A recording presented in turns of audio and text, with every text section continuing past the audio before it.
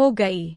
तत्क्षण उस चौकीदार ने उसे जाकर गिरफ्तार कर लिया और बोला, तू मांस भक्षण करती है, इस कारण तुझे बादशाह के पास चलना पड़ेगा। वह एक तरफ तो तुम्हारी धर्मरक्षा का इतना प्रबंध करते हैं, दूसरी तरफ तू गुप्तरीति से मांस भक्षण करती है और फिर धोखा देकर अपने जात बिरादरी के लोगों को ठगती फिरती है।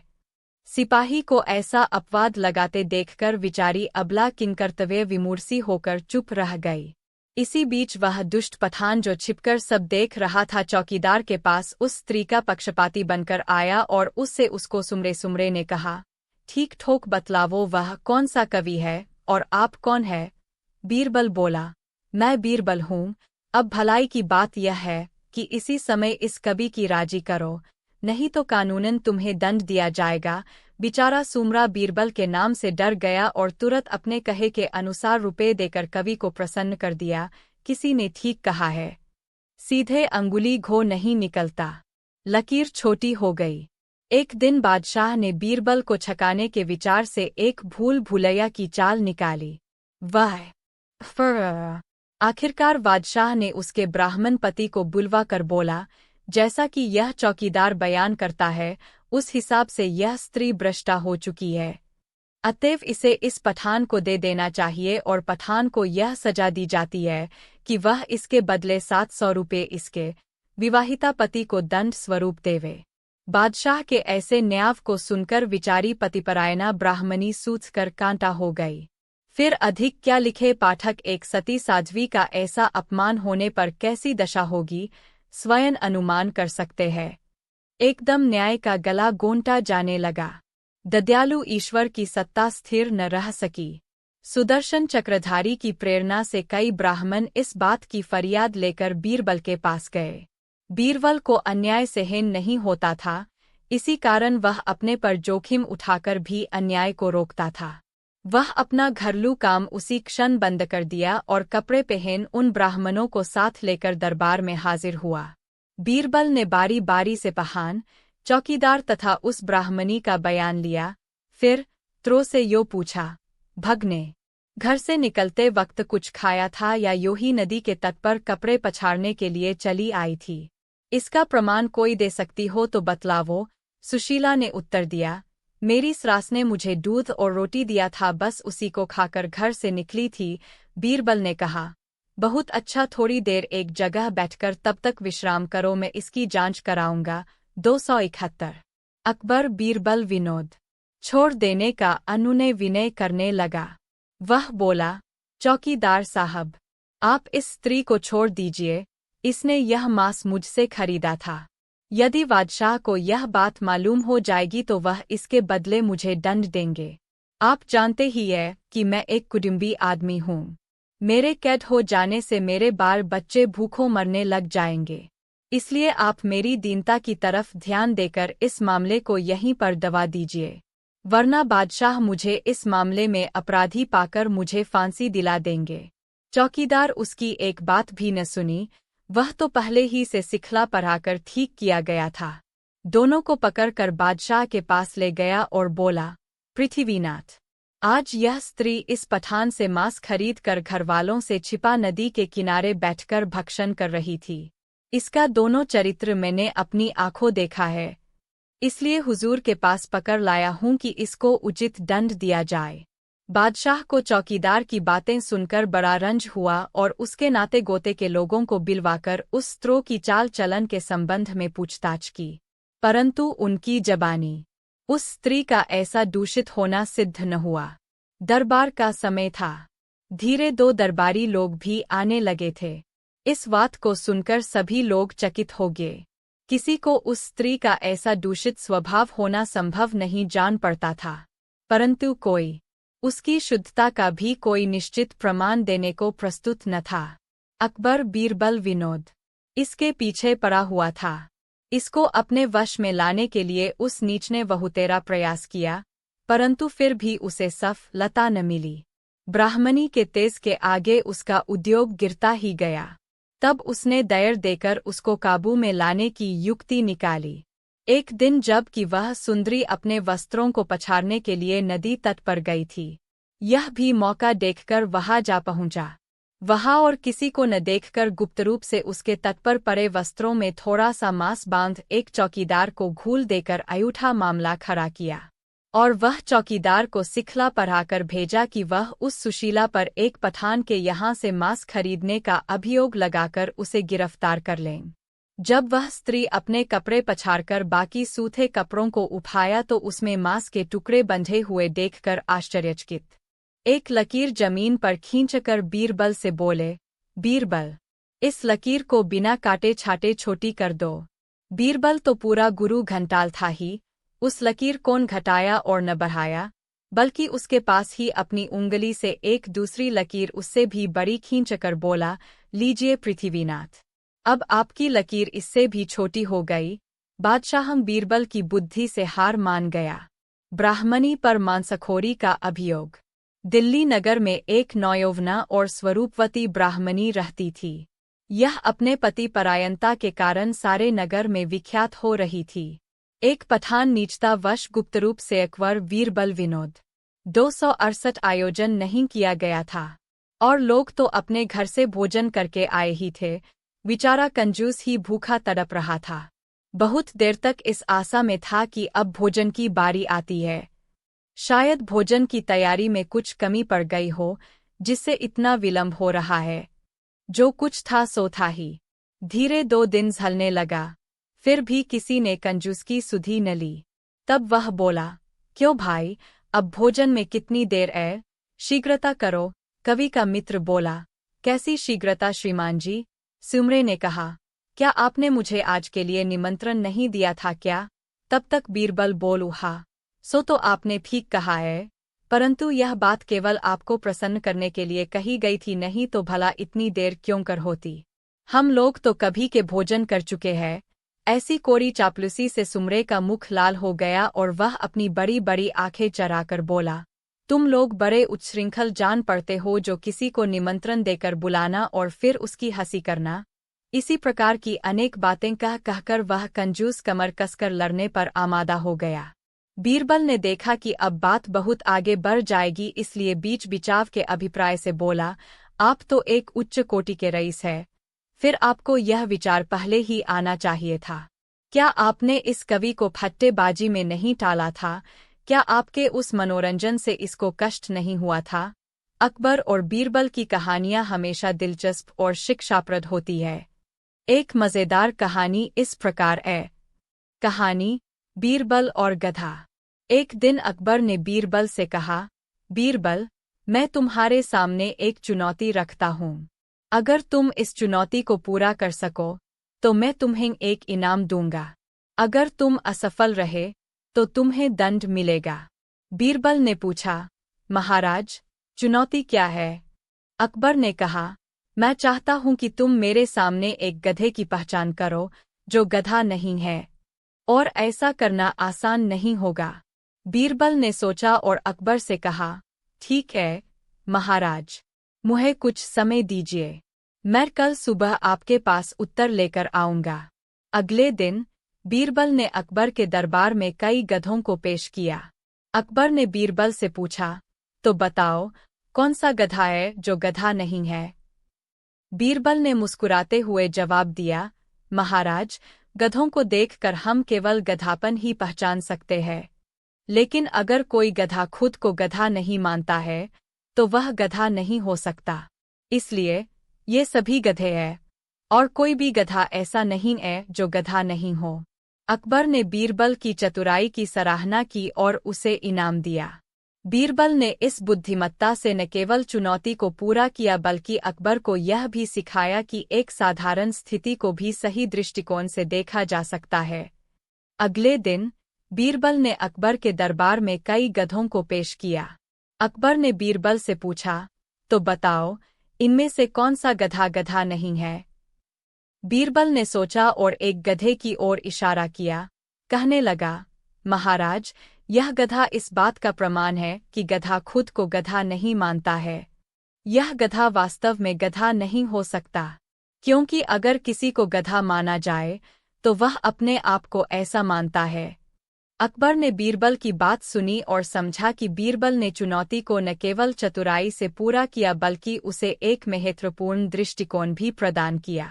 अकबर ने बीरबल की बुद्धिमत्ता की प्रशंसा की और उसे पुरस्कृत किया। अगले दिन बीरबल अकबर के दरबार में कई गधों को ले आया। अकबर ने बीरबल से पूछा, इनमें से कौन सा गधा गधा नहीं है? बीरबल ने सभी गधों को ध्यान से देखा और फिर एक गधे की ओर इशारा करते हुए कहा, महाराज, यह गधा गधा नहीं है।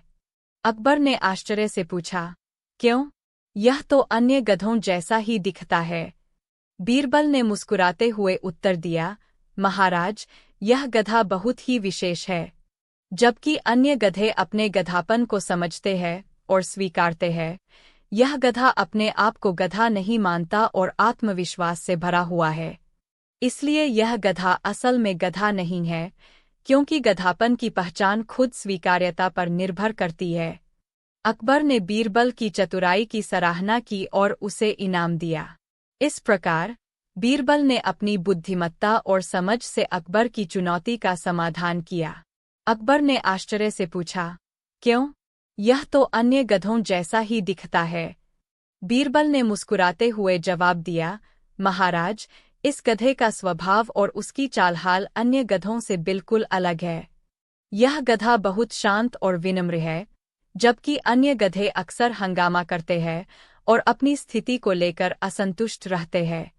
इस प्रकार यह गधा विशेष है, क्योंकि इसका स्वभाव किसी साधारण गधे की तरह नहीं है। अकबर ने बीरबल की चतुराई की सराहना की और उसे इनाम दिया। इस तरह बीरबल ने अपनी बुद्धिमत्ता से अकबर की चुनौती का सफलतापूर्वक समाधान किया। अकबर ने बीरबल की चतुराई को देखकर मुस्कराते हुए कहा, बीरबल, तुमने मुझे एक महत्वपूर्ण सबक सिखाया है। गधों की पहचान केवल उनके रूप या बाहरी लक्षणों से नहीं होती, बल्कि उनके स्वभाव और उनके व्यवहार से भी होती है। बीरबल ने सिर झुकाकर कहा, धन्यवाद, महाराज। आपकी चुनौती ने हमें यह समझने का अवसर दिया कि असली पहचान किसी चीज की उपस्थिति या बाहरी लक्षणों से ज्यादा गहरी होती है। अकबर ने बीरबल की बुद्धिमत्ता की सराहना की और उसे इनाम दिया। बीरबल की इस चतुराई से अकबर ने न केवल चुनौती का समाधान पाया, बल्कि महत्वपूर्ण जीवन सबक भी सीखा। अकबर ने कहा, बीरबल, तुमने मुझे एक महत्वपूर्ण सबक सिखाया है। गधों की पहचान केवल उनके बाहरी लक्षणों से नहीं होती, बल्कि उनके स्वभाव और व्यवहार से होती है। जो गधा खुद को गधा नहीं मानता, वह असल में गधा नहीं होता। बीरबल ने सिर झुकाकर कहा, धन्यवाद, महाराज। आपकी चुनौती ने हमें यह सिखाया कि सच्ची पहचान सिर्फ बाहरी स्वरूप से नहीं, बल्कि अंदरूनी गुणों और स्वभाव से होती है। अकबर ने बीरबल की चतुराई की सराहना की और उसे पुरस्कृत किया, साथ ही यह भी समझा कि गहराई से सोचने पर ही सही समाधान मिलते हैं। अकबर बीरबल विन 3 दिन में फिर आपके नख पहले के समान उगाएंगे। हाँ, साथ ही इसके एक बात और है, मेरी दवा के नुस्खे कुछ ऐसे आसान नहीं हैं, उनके एकत्रित करने में बड़ी कठिनता होगी। बादशाह बोला, कोई कठिनता नहीं है। क्या मैं इतना बड़ा बादशाह होकर दवाओं को संग्रह न कर सकूंगा? बीरबल ने कहा, चाहे जो हो, संग्रह करना आपका काम है। मैं तो ऐसा कहता भी नहीं हूं कि आप उसे संग्रह नहीं कर सकेंगे। परमात्मा की कृपा से सब कुछ हो सकता है। केवल आपको एक शर्त लिखनी पड़ेगी कि अगर 1 मास के अंतर्गत आप दवाओं का संग्रह न कर सकेंगे तो फिर आपका मुझ पर कोई दावा नहीं रह जाएगा और आपके यहाँ जितने हकीम और वैद्य कैदी है, सबको छोड़ देना पड़ेगा। हाँ, मैं आपको यकीन दिलाता हूँ कि जब कभी आप मेरी दवा मंगवा देंगे, मैं बिला उजरा आपकी खिदमत में हाजिर होऊंगा। बादशाह ने अपने मन में अनुमान किया, यह हकीम पहले पहल इस नगर में आया है, इसलिए इसको मेरे खजाने का ज्ञान नहीं है। समझता है कि इतना द्रव्य बादशाह न खर्च कर सकेंगे कि जिससे दवा खरीदी जा सके। भला ऐसी वह कौन सी दवा होगी कि जिसे मैं न खरीद सकूंगा? वह अपने मन में खूब संकल्प विकल्प कर अपने को दृढ़ बनाकर बीरबल के कथनानुसार प्रतिज्ञा पत्र लिख दिया और फिर हकीम से दवा का नाम बतलाने की प्रेरणा की। बीरबल को भीतर 2 बड़ी प्रसन्नता हुई। उसने जान लिया कि अब निरपराध हकीम और वैद्यों के मुक्त होने का समय नज़दीक। अकबर बीरबल विनोद 254 को छोड़कर बाहर चले जाओ, नहीं तो बादशाह आपको भी कैद कर मरवा डालेगा। बेगुनाह जान गंवाने से क्या लाभ, परंतु बीरबल ने उनकी बातों पर कान नहीं किया। वह बराबर अपना काम दत्तचित्त होकर करता ही रहा। क्रमशः यह बात धीरे दो बादशाह के कानों तक पहुंची। वह तो बराबर ऐसे हकीमों की फिराक में पड़ा ही रहता था। इसलिए दूसरे ही दिन अपन सिपाही भेजकर बीरबल को अपनी सभा में बिलवा कर बोला, हकीम जी, मैंने आपका बड़ा नाम सुना है। यदि आप मेरा भी कुछ भला करे तो मैं आपका बड़ा उपकार मानूंगा। मेरे अंगूठे का नख लड़ाई में कट कर गिर गया है। मैंने उसको फिर से उगाने के लिए बहुतेरे हकीम और वैद्यों की दवाएं की, पर कोई वैद्य आकृतकार्य नहीं हुए। यदि आपकी औषधि से लाभ होगा तो मैं सदैव आपका गुणगान करूंगा। बीरबल बोला, बेशक मैं आपका इलाज करूंगा। मुझे इस रोग की दवा मालूम है।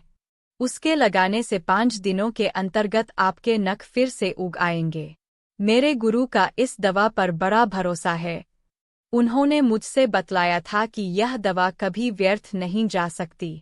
आप मेहरबानी करके मेरे बतलाने के अनुसार दवाओं का संग्रह करा दीजिए।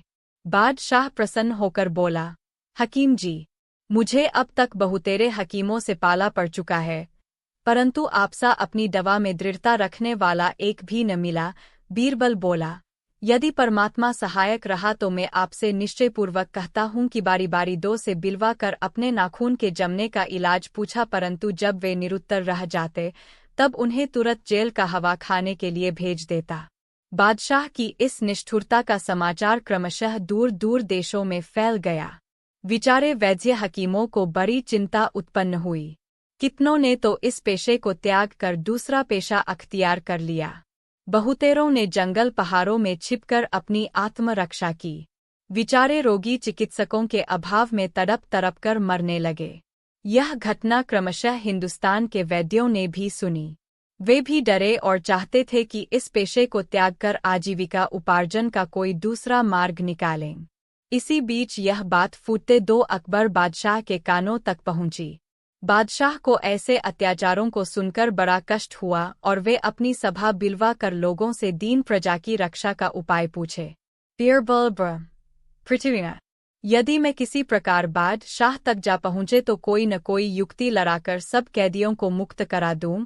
बादशाह ने इस काम को करने के लिए बीरबल को 1 मास की मुहलत दी। बीरबल वैद्य का सा रूप बनाकर उस शहर में जा पहुंचा और गरीबों की मुफ्त दवा करने लगा। धीरे 2 वैद्यगी का सब सामान भी संग्रह कर लिया। इसकी दवा से बहुतेरे रोगी आरोग्य हो गए, जिस कारण इसका यश नगर में बिजली की तरह फैलने लगा।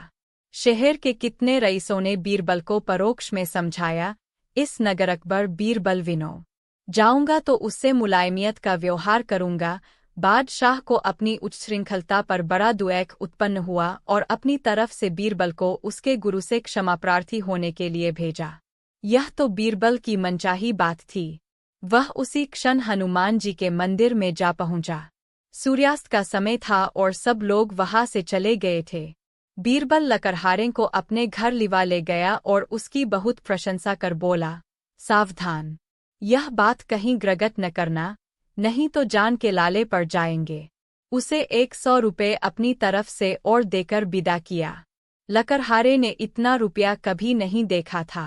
वह बीरबल के सामने उस बात को आजन्म गुप्त रखने की प्रतिज्ञा कर खुशी 2 अपने घर चला गया। बादशाह का नाखून। किसी देश के बादशाह का लड़ाई में पैर का अंगूठा कट गया था। उस बादशाह के पास बहुतेरे हकीम इसी काम के लिए नियुक्त किए गए थे कि जब कोई लड़ाई में आहत होता तो हकीम लोग उसका इलाज किया करते थे।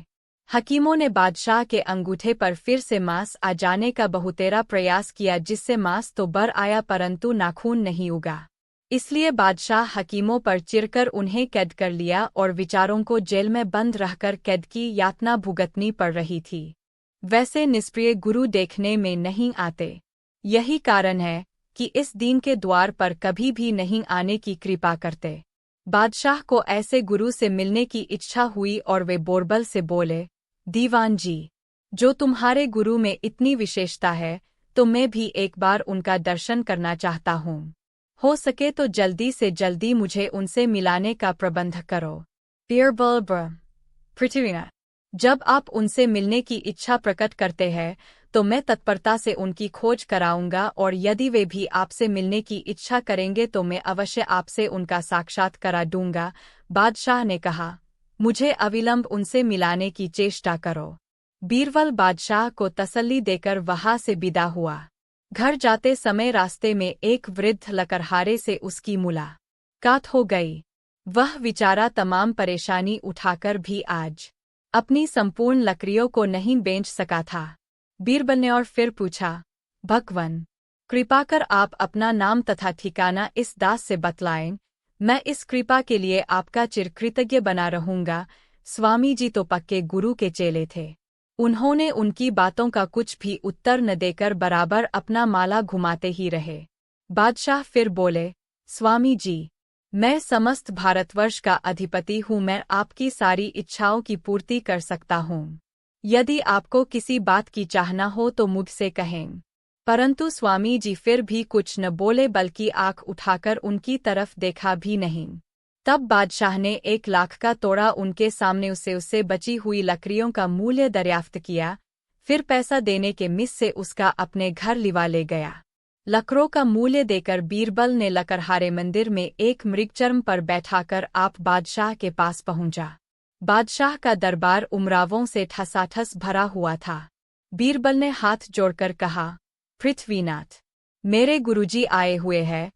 आपके विषय में बातें करने पर उन्होंने आपसे मिलना स्वीकार किए है, परंतु मुझे साथ जाने की मुमानियत करते हैं। यदि इतने पर भी आपके साथ जाऊंगा तो वे मुझसे बहुत नाराज होंगे। मुमकिन है कि चिढ़कर मुझे शाप भी दे दें। बादशाह ने पूछा, इस समय वे कहाँ ठहरे हुए हैं? बीरबल ने उत्तर दिया, हनुमान जी के मंदिर के बाहर की कोठरी में। बादशाह अपने दरबारियों को साथ लेकर बीरबल के गुरु से मिलने गए। वहां पहुंचकर बड़े अदब से प्रणाम कर बाकायदे उनके सामने बैठ गए से पूछा, क्यों जी लकड़हारे, तुम हमें कोई सभ्य पुरुष जान पड़ते हो? समय के फेर से इस समय लकड़ियां बेचकर अपनी गुजर करते हो। मेरा तुमसे एक जरूरी काम है। यदि तुम उसके करने पर उद्यत हो जावो तो मैं तत्काल तुम्हें 25 रुपये हूँ। बादशाह इतना करके भी संतुष्ट नहीं हुआ। उसने बहुतेरे हकीमों को 251 अकबर बीरबल विनोद रखवा दिया। उन्होंने सोचा कि शायद रुपयों के प्रलोभन में आकर स्वामी जी फेर में आ जाएंगे, परंतु वे न कुछ आशीर्वाद दिए और न रुपयों को तरफ देखा ही। बादशाह को स्वामी जी को ऐसो निष्ठुरता से हिन न हो सकी और वे झल्ला कर बोले, अरे ऐसे अज्ञानियों से माथापच्ची करना मूर्खता है। यह तो कोई अज्ञानो है जो मनुष्य होकर भी पशुवत व्यवहार करता है। बादशाह रुपयों की थैली उठवाकर बीरबल के घर भेजवा दिए। उनका कसद था कि दिए दान को फिर वापस नहीं लेते थे। वे सब भांति से हारकर अपने महल को चले गए। दरबार उठने के पश्चात फिर जब बादशाह और बीरबल का एकांत में समागम हुआ तो बादशाह ने स्वामी के पास जाने से लेकर लौटने तक का सारा समाचार कह सुनाया। अंत में बादशाह ने कहा, अच्छा बीरबल, रियात किसी को मूर्ख का सामना करना पड़े तो उस समय क्या करना चाहिए? बीरबल ने तत्काल उत्तर दिया, पृथ्वीनाथ, एकदम चुप रह जाना चाहिए। बादशाह को उल्टी तोहमत लगी। पहले उनका विचार था, इस प्रकार समझाकर बीरबल के गुरु का मूर्ख होना साबित करूंगा, लेकिन उनकी उस आशा पर एकदम पानी फिर गया। बीरबल ने उन्हें ही मूर्ख बना दिया। बादशाह ने कहा, सन्यासी को मैंने इतनी दौलत देकर बहुतेरा चाहा कि उससे कुछ वार्तालाप करो, परंतु उसने धन का कुछ भी लालच नहीं किया, बल्कि उल्टे मुझको ही मूर्ख बना चुप रह गया। आज से कष्ट करता हूँ कि अब भविष्य में जब कभी किसी महात्मा से मिलने। अकबर बीरबल विनोद 265 अकबर बीरबल विनोद 250 तब बीरबल ने उसके सारे बदन में खाक मलकर कोपीन वस्त्र पहनाया और हाथ में एक रुद्राक्ष की माला देकर मस्तक पर कृत्रिम जटा बांध दी। फिर उसे हनुमान जी के काम हो जाने पर तुम्हारी गुजर माफिक काफी रुपए दूंगा। लकड़हारे ने मन में सोचा, यदि नहीं करूंगा तो यह दीवान है, जबरन बेगार में करावेगा। बेहतर है कि इसकी राजी करूँ 30 पर रुपए भी काफी देने को कहता है। मन में ऐसा ठहरा कर वह बीरबल से बोला, मैं आपकी छोटी से छोटी आज्ञाएं पालन करने के लिए तत्पर हूँ, आपकी सभी आज्ञाएं मुझे स्वीकार होंगी। बीरबल ने कहा, अच्छा मैं तुम्हें कुछ कपड़े देता हूँ, इन्हें धारण कर हनुमान जी के मंदिर के पिछवाड़े वाली कोठरी में जा बैठो, हाथ में माला लेकर बराबर जपते रहो, किसी की तरफ आंख उठाकर भी न देखना। तुमसे मिलने के लिए बहुत से अमीर उमराव आएंगे, मुमकिन है स्वयं बादशाह भी आवें, परंतु उनसे भी कदापि न बोलना। रुपयों के नेर दें तब भी उधर नहीं देखना। देखो सावधान, मैं यहीं पर किसी जगह छिपकर तुम्हारी सारी बातें देखता रहूंगा, यदि मेरे कहने से जरा भी खिलाफ चलोगे तो तुम्हारी गर्दन मार दी जावेगी।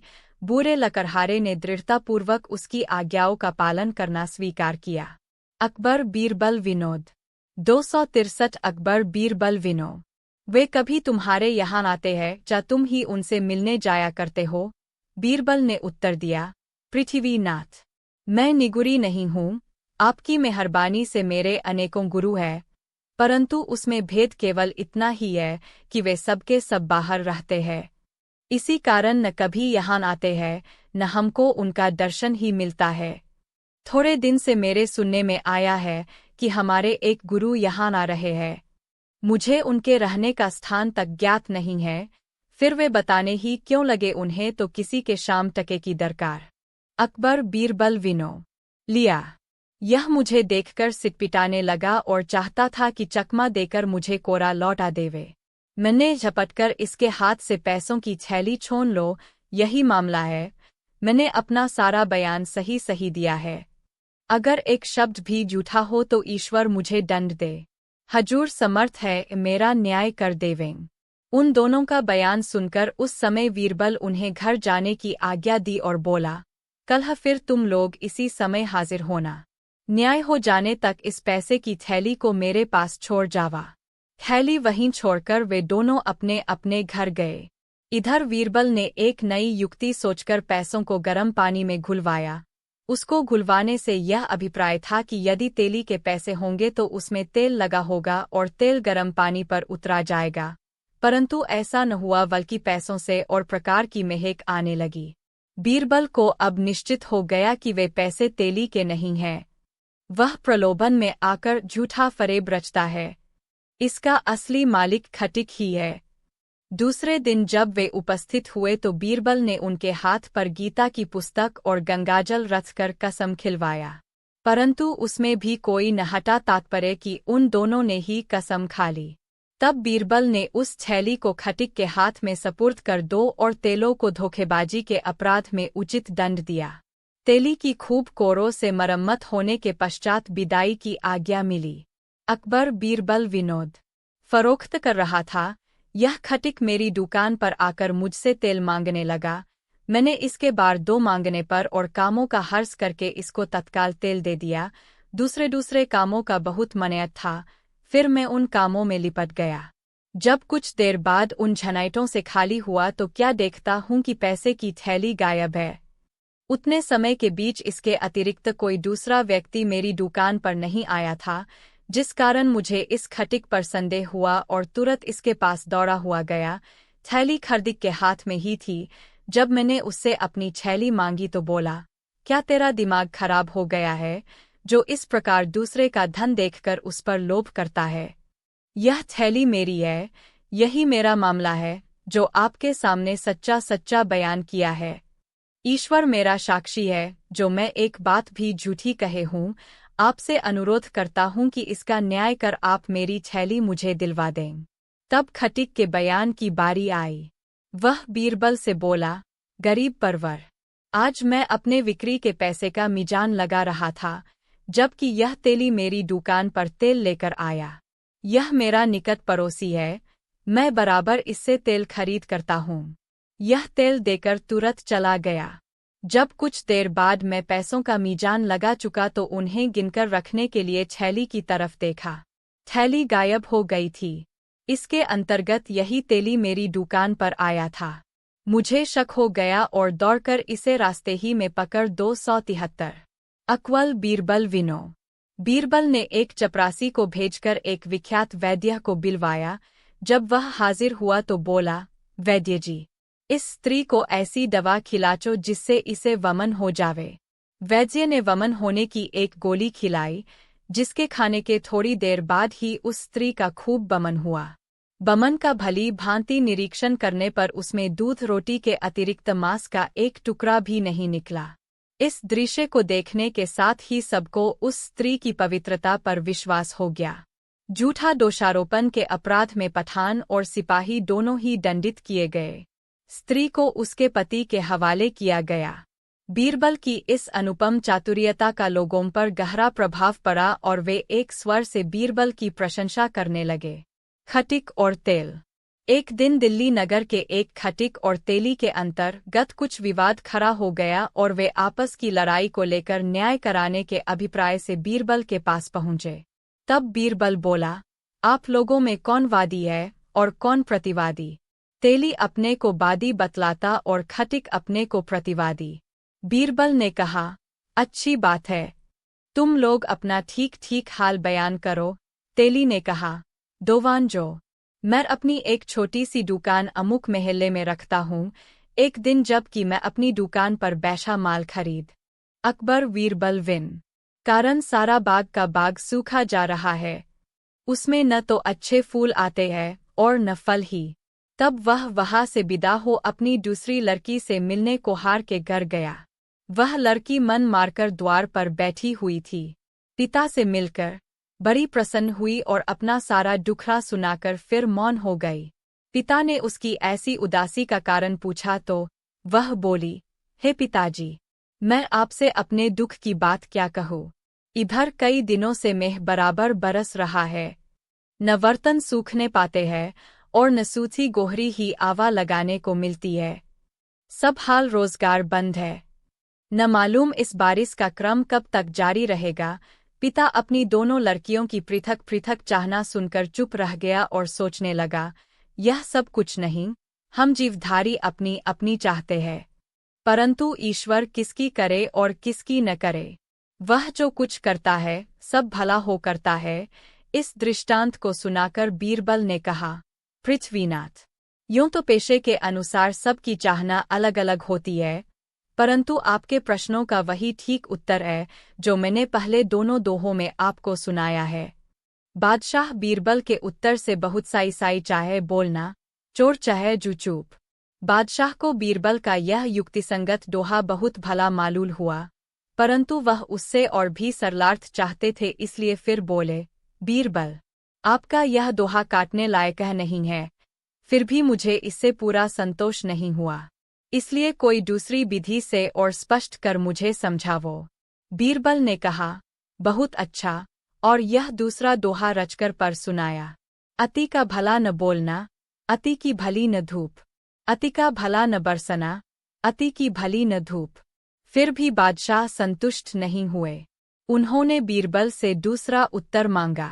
तब बीरबल बोला, हे पृथ्वीनाथ, सबका मूल मंत्र यह है कि अपनों अपनी सभी चाहते हैं। मैं इस संबंध का एक दास्तान आपको सुनाता हूँ, शायद उससे आप संतुष्ट हो जाएं। एक गरीब बाप के 2 लड़कियां थीं।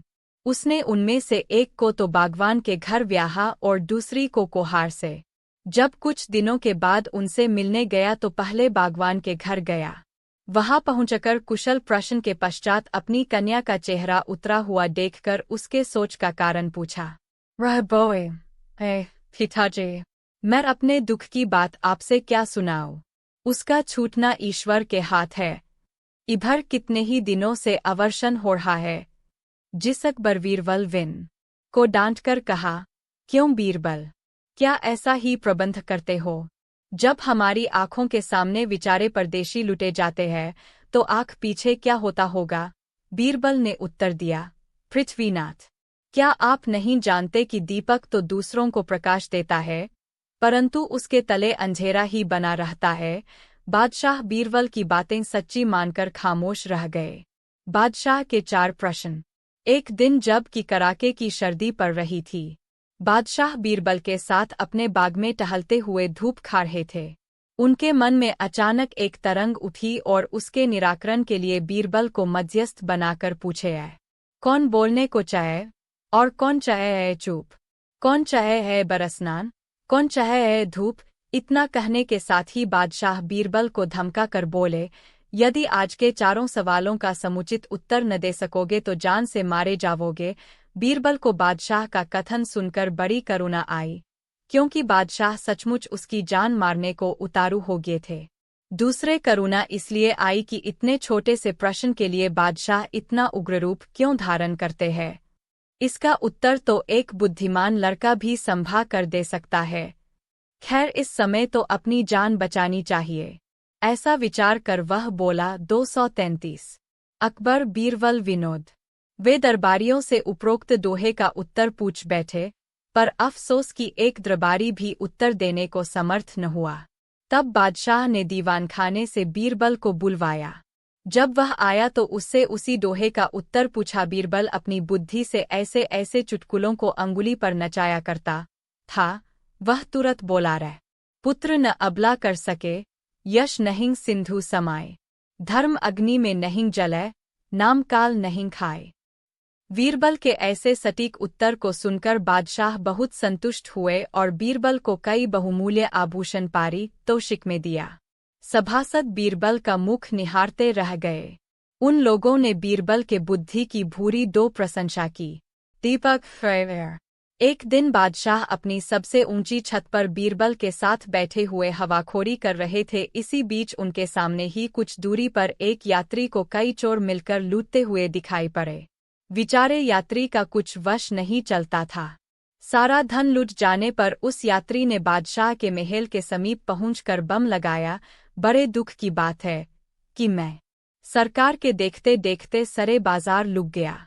बादशाह को इस यात्री की करुण कथा पर बड़ी दया आई और वे बीरबल अकबर बीरबल विनोद 232 की उदारता देखकर उसे बड़ा आनंद प्राप्त हुआ। दोनों सानंद घोड़ा बराते हुए नगर से बाहर निकले। तुम बड़े गधे हो। एक दिन बीरबल और बादशाह दोनों एक साथ बैठे हुए आपस में कुछ वार्तालाप कर रहे थे। इसी बीच बीरबल को चायु सरी। बादशाह ने कहा, बीरबल तुम बड़े गधे हो।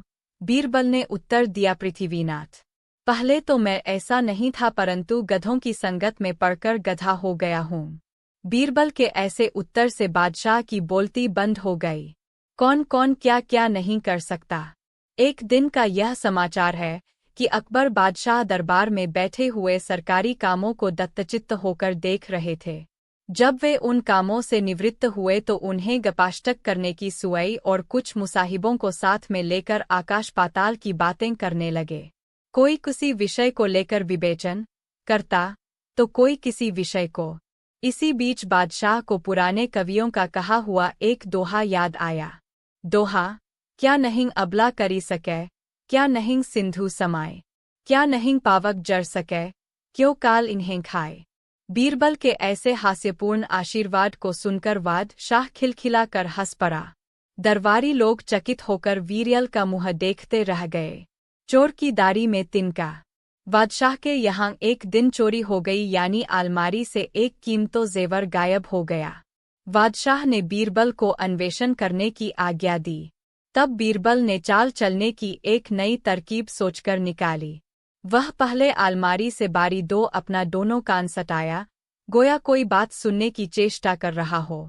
बाद फिर कान हटाकर बादशाह से अर्ज किया, पृथ्वीनाथ, वह आपकी अलमारी साफ बतला रही है कि चोर की दाढ़ी में तिनका है। एक दरबारी से हेम कर अपनों दाढ़ी से हाथ लगाया। बीरबल ने झट उसे गिरफ्तार कर लिया। उस दरबारी ने थोड़ी देर बाद भरी सभा में अपना अपराध स्वीकार कर लिया। अकबर बीरबल विनो राम झरोखे बैठ के सब सौदा कर लेत, जो जैसा कर लावता बाको वैस ही देत। अब मैं उसको भूल गया।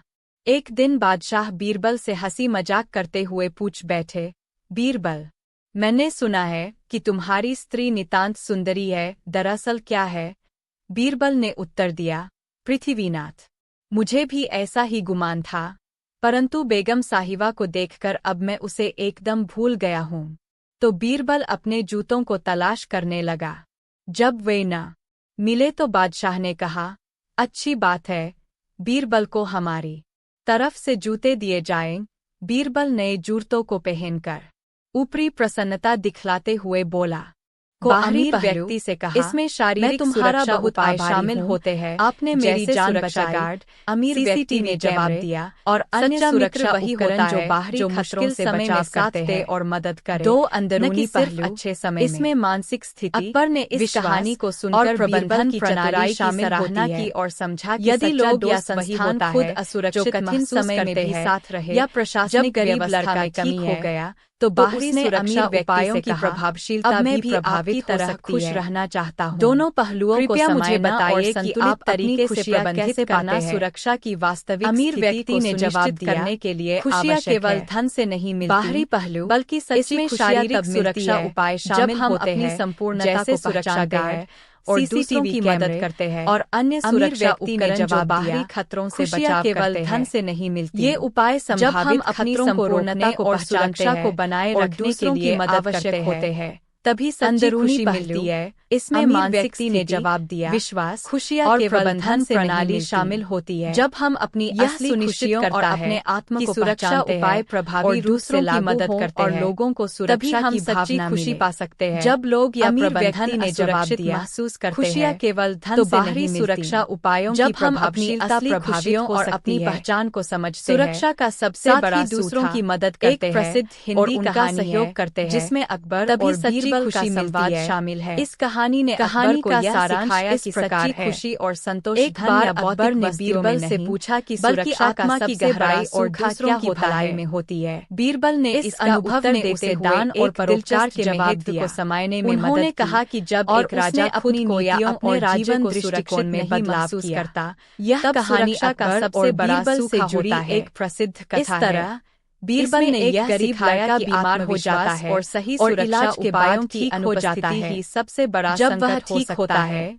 तो वह कहानी के माध्यम से बीरबल ने यह साबित किया कि एक राजा या क्यों नहीं व्यक्ति की सुरक्षा अमीर बनने के बाद मानसिक और प्रशासनिक संतुलन पर निर्भर करती है। बीरबल से सलाह लेता है। अकबर ने बीरबल ने उसे समझाया कि खुशी का बड़ा स्रोत क्या होता है, बल्कि अपनी आत्मा की संतुष्टि देते हुए दूसरों की भलाई। जब एक राजा को अपनी सुरक्षा की पूरी गारंटी नहीं पूरी पहचान को सुरक्षा का सबसे बड़ा दूसरों की मदद करते हैं।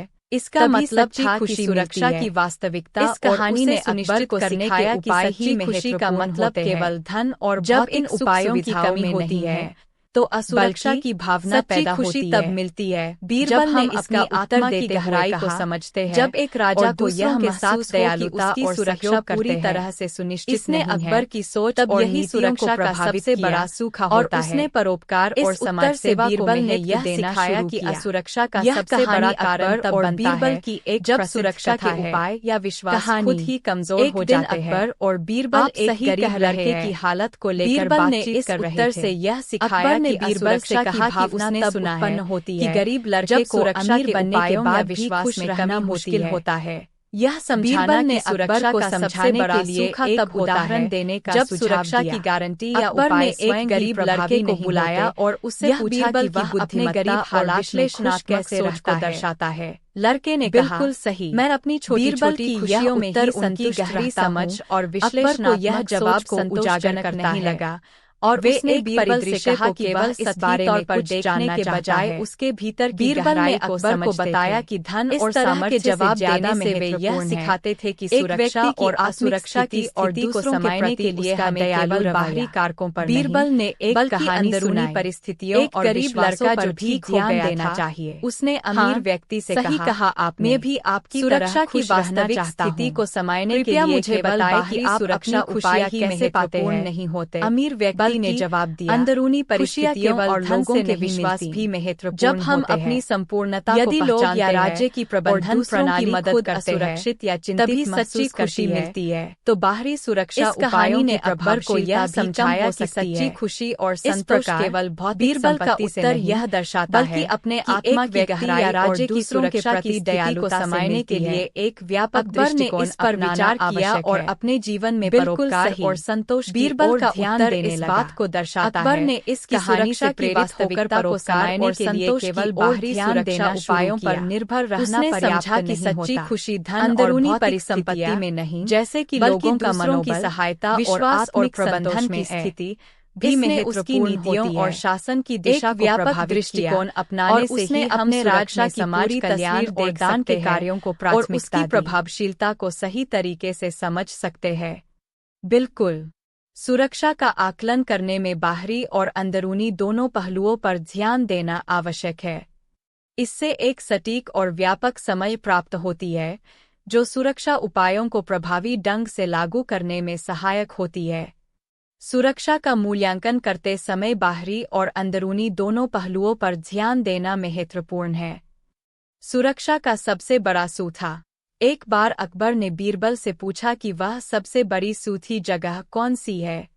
बीरबल ने तुरंत उत्तर दिया, आपकी सुरक्षा की सबसे बड़ी सूथी जगह हुकूमत के अंदर है, जहां आपके सबसे विश्वसनीय लोग होते हैं। दो जादुई दाना। बीरबल ने अकबर को एक जादुई दाना दिया जो बड़ी चीजों को छोटा और छोटी चीजों को बड़ा बना सकता था। बार बार इसे जांचने के बाद अकबर ने देखा कि यह सच में कारगर है और वह बीरबल के बुद्धि को पसंद करते हैं। 3 सच्चे दोस्त। अकबर ने बीरबल से पूछा कि दोस्त को कैसे पहचाना जाए। बीरबल ने एक सूरज की तरह उत्तर दिया, समय और परिस्थितियों के बदलते साथ सच्चे दोस्त हमेशा साथ रहते हैं। 4. बीरबल की जादुई चाल। बीरबल ने अकबर के लिए एक चाल बनाई जिसने उन्हें समझाया कि समय के साथ समझदारी से जीना चाहिए।